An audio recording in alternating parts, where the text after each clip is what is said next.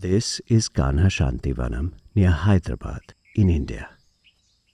Over 10 days in early 2023, nearly 60,000 people will gather here from all parts of the world. They will sit in silence in the large open hall, close their eyes and meditate on their heart. They will meditate together every morning and evening for about 30 minutes. This form of meditation is extremely simple to practice, but holds within it the possibility of an unlimited expansion of consciousness. It has been called Sahaj Marg, the natural path, or simply heartfulness. And it is taught for free online and in person by volunteers across the globe.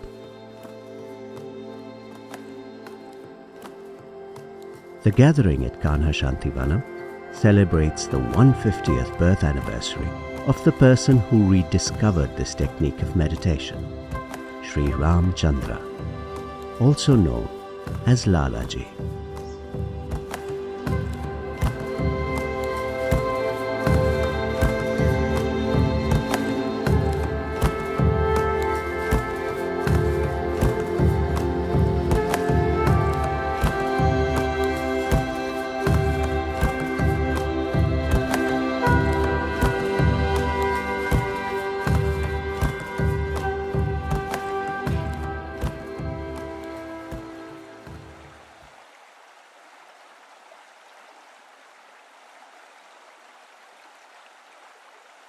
There are very few photographs of Lalaji that have survived, and much of the details of Lalaji's life are shrouded in obscurity. However, we know that he was born in 1873 in Fatehgarh, in the North Indian state of Uttar Pradesh. He was deeply devoted to his mother, but sadly she passed away when he was just 7 years old. After his marriage, his family, that had been relatively wealthy, lost their ancestral property in a court action and were reduced to near poverty. From a large house they now moved into a small rented room. Lalaji took up an apprenticeship as a clerk in a government office to make ends meet. Through all this, he remained absorbed in contemplating deep questions about life and existence. What is the source of all creation? What is the purpose of life? How did the manifest world come into being? In his explorations, he drew particularly on Raja Yoga and the Sufi tradition. Lalaji soon understood that everything in existence, from the tiniest particles to bacteria, plants, birds, mammals, to enormous galaxies and nebulae, are connected deeply to the source, the state that existed before creation and will prevail after it.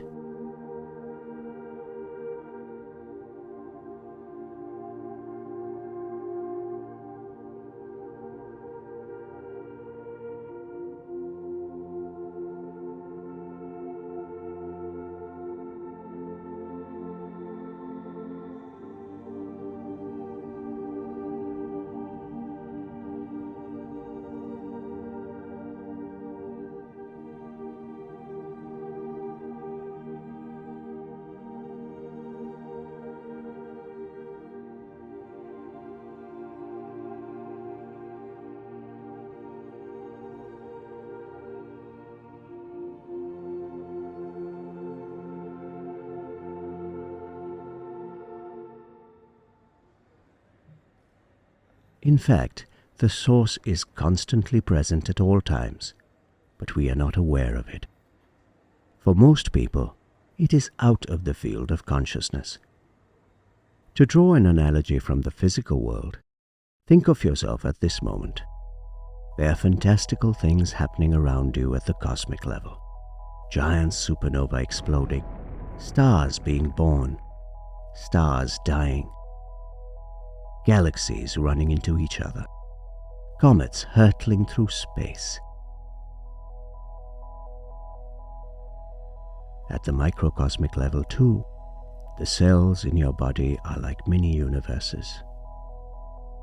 All around you, energetic particles are buzzing about and interacting, crashing into each other all the time, while we inhabit a revolving sphere that is speeding through space around a fireball on the outer edge of a spiral mass of matter, revolving around a mysteriously dense center. Yet, while all this goes on, our awareness is largely limited to our immediate surroundings. The television or computer where you are watching this film, or even to a tiny screen held in the palm of your hand. Imagine if our consciousness in the observable world is so easily limited, how much more limited might it be in the infinitely more nuanced and subtle world of the spirit.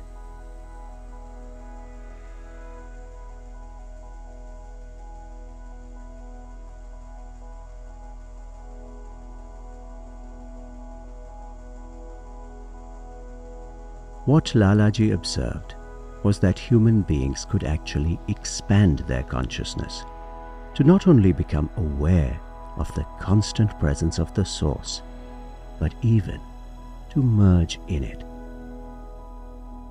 One could go through life being totally absorbed in this state of consciousness. That, according to Lalaji, was the ultimate spiritual potential of a human being.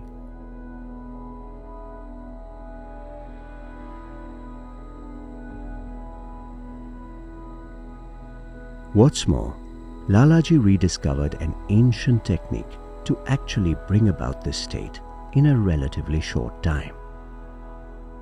The key to this was the transmission of subtle energy from the source itself into the individual's heart. This transmission has also been called pranahuti. Transmission could also be directed to other hearts by someone whose heart was sufficiently in tune with the Source, and this could be experienced with heart-based meditation.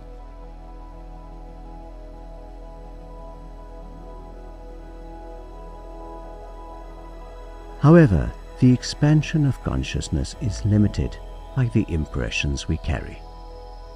Impressions are patterns of thoughts and feelings that have become embedded in our system. These impressions are referred to as samskaras and are formed through our thought and action. While sometimes we may be aware of forming an impression, they are often formed unconsciously. Over time, our consciousness can be bound by these invisible impressions, like a circus elephant, which, though free, is still bound by the invisible chains and fear it experienced during training.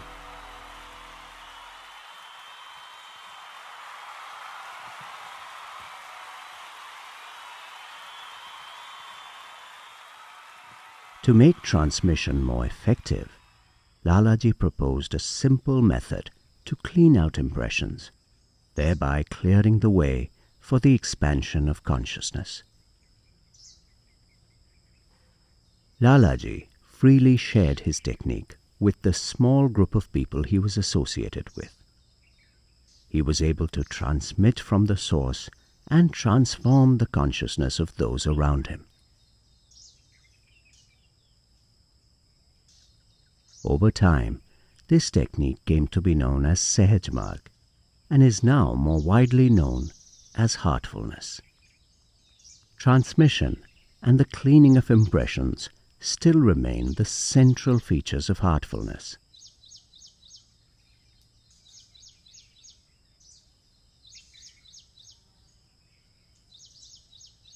After Lalaji's passing in 1931, one of his students from Shahjahanpur, also in the North Indian state of Uttar Pradesh, who incidentally shared the same name, Ramchandra, continued teaching this technique.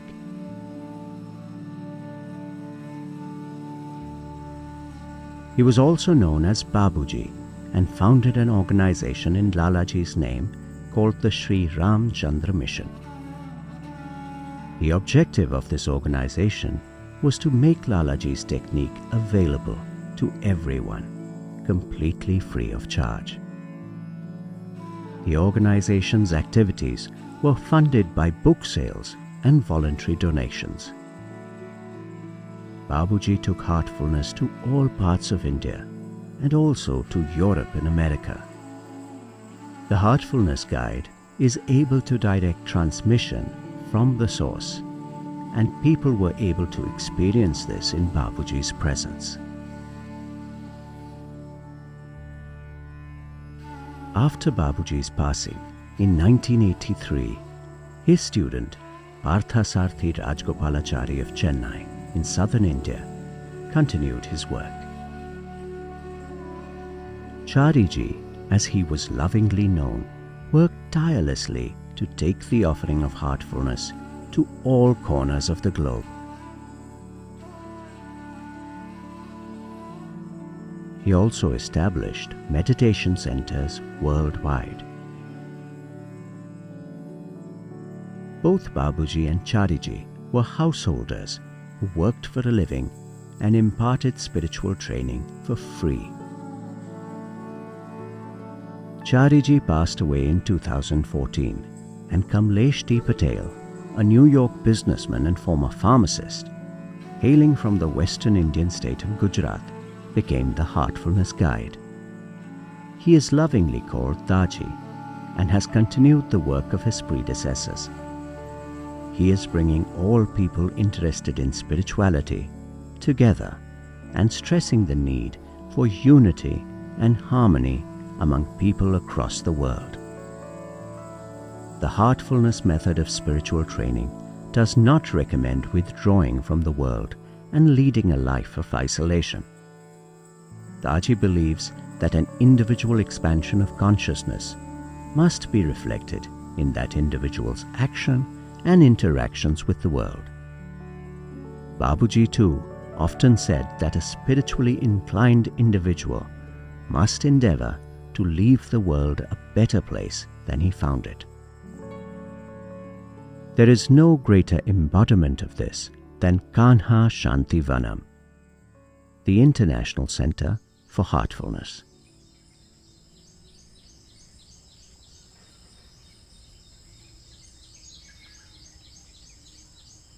Kanha Shanti Vanam was envisioned as a meditation center, but has quickly evolved into much more. When we close our eyes and meditate, some inner guidance also comes in and says, okay, let's do this. The land here was dry and arid, so Heartfulness volunteers embarked on a rainwater harvesting and tree plantation drive.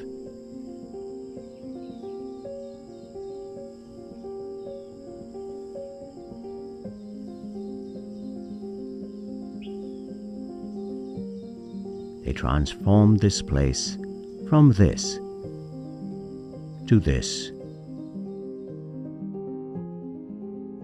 On this campus, special emphasis is given to preserving native and endangered tree species.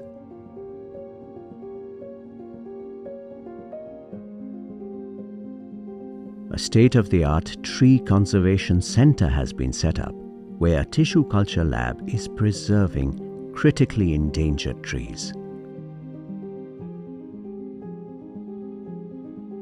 The horticulture nursery at Kanha Shanti Vanam is also nurturing a large number of plants and running educational programs for people interested in learning the art of greening. It is fast emerging as one of the foremost nurseries in India. Learning from their experiments here, a team of volunteers and experts has embarked on the Forests by Heartfulness initiative, where they assist in foresting barren areas with native and endangered tree species.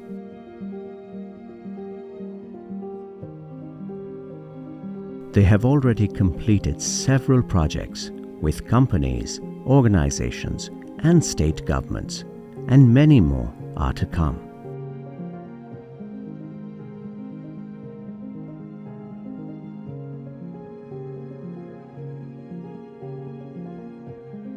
There has also been growing concern about the deteriorating quality of topsoil and diminishing agricultural return the world over. Farmers face considerable loss when they lose harvests due to extreme weather events. Addressing this problem, a team of Heartfulness volunteers began trying out various soil enrichment and agricultural techniques at Kanha. They also started a hydroponics facility where they have successfully managed to grow various plants, including saffron.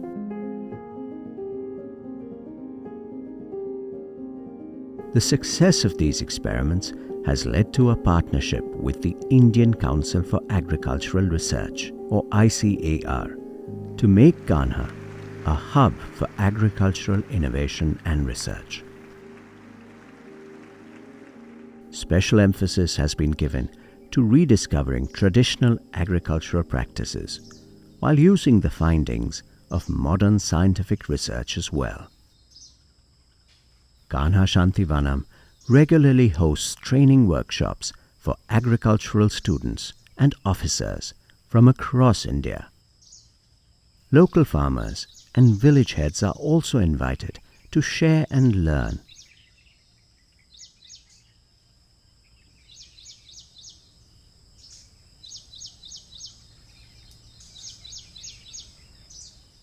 Heartfulness volunteers also recognized the problems of malnutrition and infant mortality plaguing the underprivileged sections of society and started an outreach program to offer free training to accredited social health activists and auxiliary nurse midwives.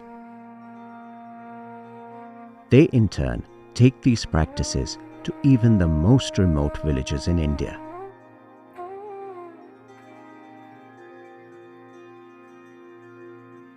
Stress relief, meditation and relaxation workshops are held for all sections of society, from farmers to CEOs to administrators to school principals.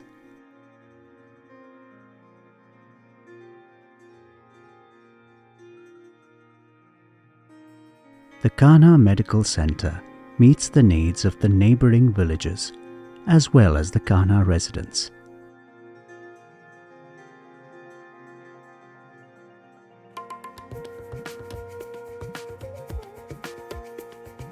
A multidiscipline wellness center has been set up at Kanha Shanti Vanam, which offers a variety of treatments and programs from Ayurveda, homeopathy to yoga.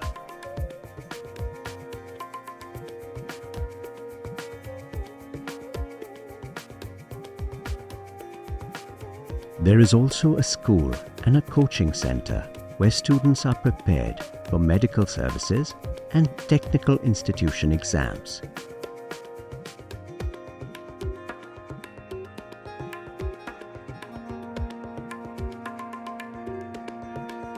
The Heartfulness Pottery Studio not only makes beautiful pottery, but also encourages school students to explore the medium.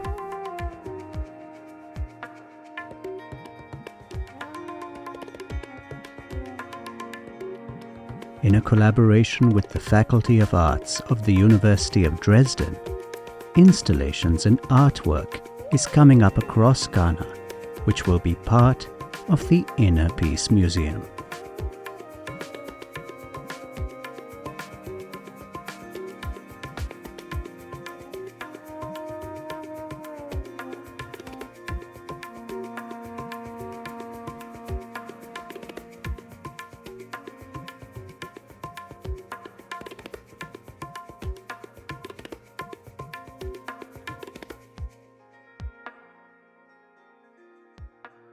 Beyond Kanha, Heartfulness volunteers have recognized the stress experienced by the police, armed forces, and medical community in particular. Free stress relief and meditation training is regularly organized for these communities.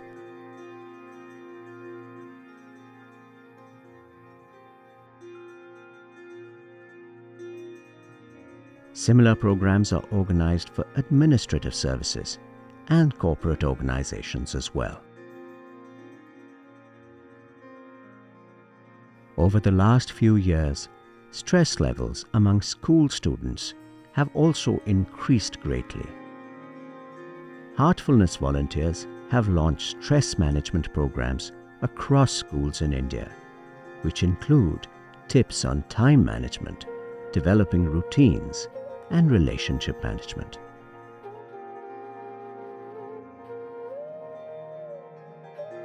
Many more such initiatives are constantly taking shape within the Heartfulness community of volunteers. However, meditation remains at the heart of Heartfulness.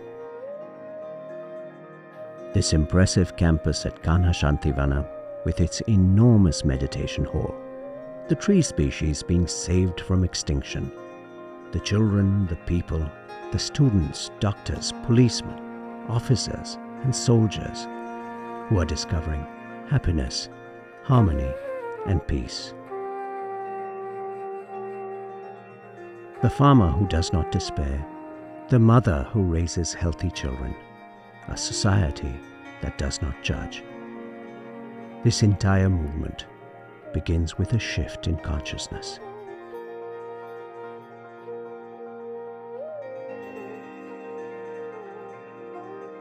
And this is the extraordinary legacy of one man, a simple and humble man of modest means, a man who, while growing up in Fatehgarh in North India, sought to unravel the secrets of existence itself.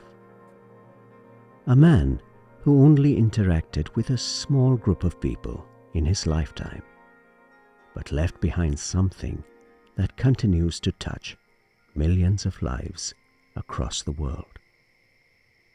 In 2023, we celebrate 150 years of Lalaji Maharaj.